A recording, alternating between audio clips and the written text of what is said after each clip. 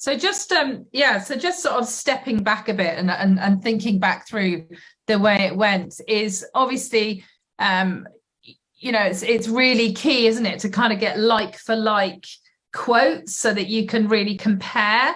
And I do remember a number of times we just have this constant stream of contractors coming through, and you absolutely reminded me of one particular chap who wanted to be the main person to run the whole show, and he came, didn't he? And take consideration it's five stories, so it's a big old building, so it takes well, I mean, it's unless you're fit, it takes quite a few minutes just to walk to the top, and then obviously you need to walk into all the rooms and then all the way walk back down. He was there for 15 minutes, and how many calls did he answer?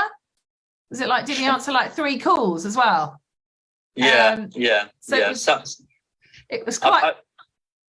I've done a post on Facebook, I remember, and I found a really funny cartoon picture of a couple of builders, and this is made me laugh, because in the way some of them behave, they were really looking like that, like a cartoon builders. So very interesting. Obviously, I know how well, being from the building industry and being around them, for a number of years, I know that if they're busy and they're not interested, they will still quote, but they will quote over the world. So if they get the job, they will, potentially postpone or offset some of the other jobs they've got and do it because they can earn a huge amount of money. But if not, then, they build polite and they just, quote it and stuff. So, the one you're talking about, that was, the one that quoted 500,000 plus the VAT. And and this is it, and being 15 minutes in the building. Yeah. I found that really extraordinary because I'm really reasonably new to this kind of thing, and to have that quantity of people, and the ones that were genuinely really interested and actually spoke to us and were asking pertinent questions. That was kind of like, well, I feel much more confident with somebody like you. And then obviously, some of them I think didn't even come back with quotes, did they? But the ones that came back with quotes and they really had broken it down to a detailed level, really enabled us to sort of understand their interest, their commitment, all of those kind of things. So how did you then, because it was quite overwhelming for me, in fairness, you just had this kind of pile of emails and quotes, and how did you then sort of sift through them? Obviously we still didn't even have planning at this point. How did you sort of start sifting through them and started thinking, well, these are the people that I'm keen to work with? What was sort of your process in working through all these quotes that were coming in? Yeah, you have obviously, and that's the best tip is you don't go with the lowest, and obviously we wouldn't have gone with the highest. So somewhere in the middle, and you can see, a number of them are, roughly in the middle. And you just go through them. You look at the details of what they quote, and we had a program of, quite intense program. So time-wise, we were very sensitive as well. So the way they can structure, I started to talk to them, how many guys you're going to put in here, what you're going to do and when, and what's going to happen with materials, kind of stuff. So you're starting to investigate, who they are and can they deliver or not, which is obviously very important as well, because delays, it will cost you money and it will cost you time, which is, a hotel time-wise is losing money as well. So, we started to digest, and go through this and picking up, the ones that can deliver. Yeah, and interestingly, you brought that up. So this program of works, you coming from that building background, it was really clear in your head. I remember you saying, I'm thinking there's a lot of rooms here. There's huge amounts to be done. And you were kind of like, yeah, it's fine. You know, we just start here and these people come in and it kind of like just sort of rolls down the building. Can you sort of explain how you saw that kind of working through? Because I think that would be really interesting. It was tremendously interesting for me to see that process and how you viewed this kind of programmer works, because you thought it was very clear, very simple. And when you explained it to me, I was a bit like, wow, gosh, if that can work, that would be amazing. Yeah, obviously, yes, it's five-story building with loads of classrooms full of furniture. This is what we had, you know, to begin with. And but ultimately, when you break it down, is we know we need the services we know we need the new shower rooms in the rooms. So we know we need to feed them with hot and cold water and waste, you know, and then you start to break them into floors, and then you start to break them into rooms. And they are roughly the same amount of, say, services, say, of electric stuff and plumbing to do in each room, regardless of their size, because size will dictate, you know, potentially a bit more flooring to do and a bit more of plastering and painting, you know, but that's a square meter. All the rest is, you know, exactly the same amount of work. So then you start to break them into rooms and how long the trade is going to spend in that room. So say, you know, the dry liner comes, he builds the, you know, the walls and the first fix, you know, so only covers one part. Then the plumber comes, gets his pipes. Then the electrician comes, you know, gets his cables and all that. So everything was placed in the new walls and in the new ceilings. So it was fairly easy.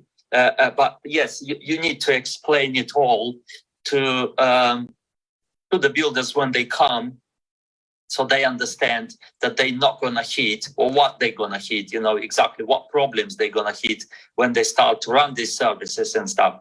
So yeah, we were working together with them, you know, to just to break it into the bits and pieces, and then see where we are. And yeah, the ones we chosen, they quoted exactly, you know, per unit, per connection, and all that kind of stuff.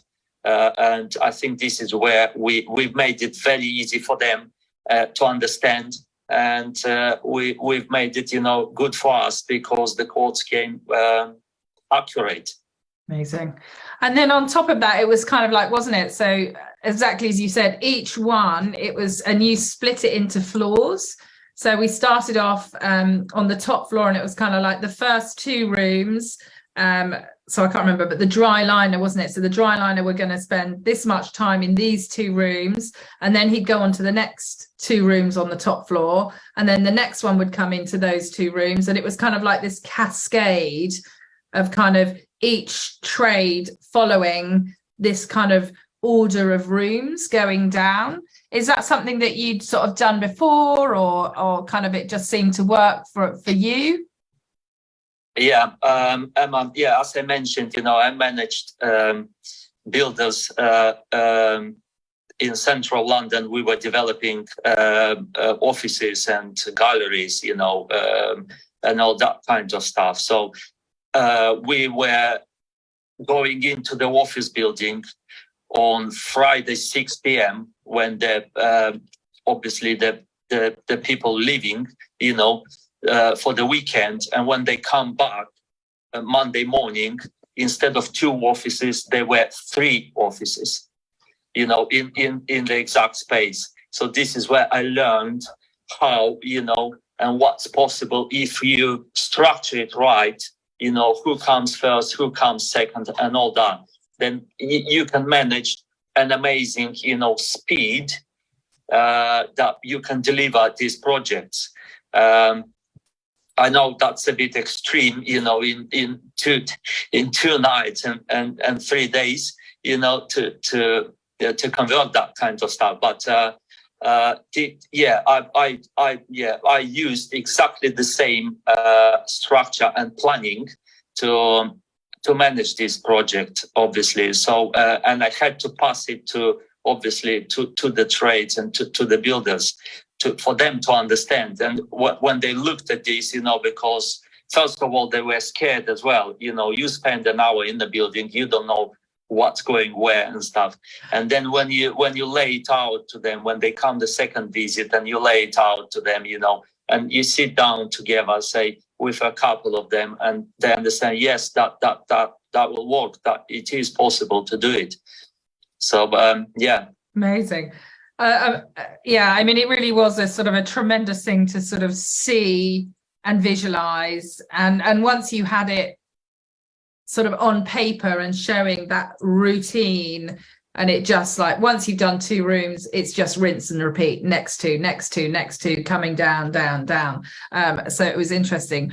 And another thing that I had was new to me was things like, very early on, we had to understand, where the shelves were going to go. We obviously needed to know exactly how big let's say the headboards were going to be, where all of the sockets were going to be, exactly where the the lights were going to be, and all of these kind of things. And I think that the shelves, to me, were the biggest thing.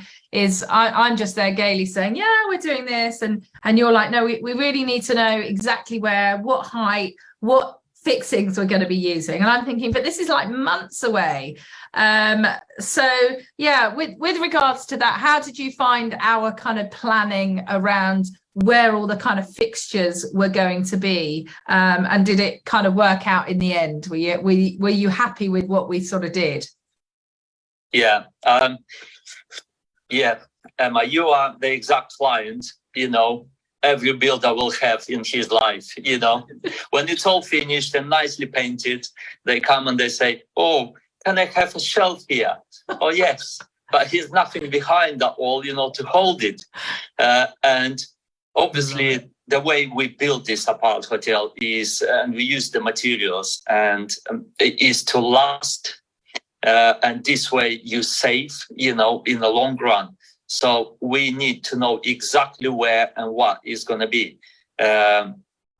Lighting design as well. We place the lights exactly above the tables and exactly in the middle of the kitchenette, and that far away from the wall. And then exactly in the middle of the little lobby, should we call it, as you come into the room, exactly in the middle of that space and stuff. And then the shelves, we know exactly where the microwave is going to sit. We know exactly where the socket is going to be for that microwave. And all that you need before you start, because this will dictate where you and how you build your walls and stuff. The plumbing, the waste pipes and all that, everything should go through these walls, and nothing should be in the way, and this way you gain speed. And then the contractors, they feel happy, because it goes smoothly. It looks like somebody thought about this, and this is a huge amount of prep to do before you start to build, and it's very important.